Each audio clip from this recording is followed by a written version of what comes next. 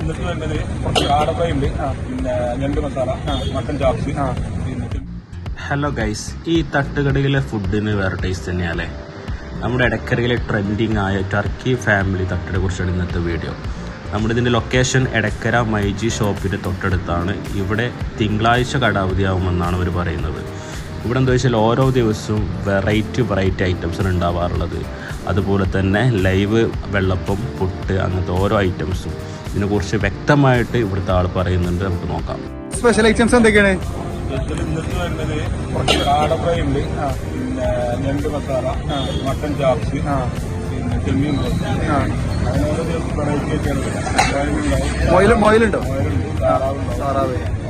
നോർമലായിട്ട് beef fry ഉണ്ട്, ബീഫിന്റെ പള്ളിക്കറി, മുട്ടക്കോയി, പെപ്പർ മസാല,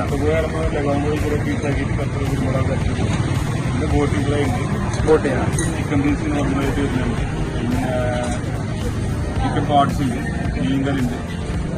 അങ്ങനെ ഓരോ ദിവസം ഓരോ ഐറ്റംസ്, ഓരോ ദിവസം ഓരോരോ വെറൈറ്റി അല്ലേ?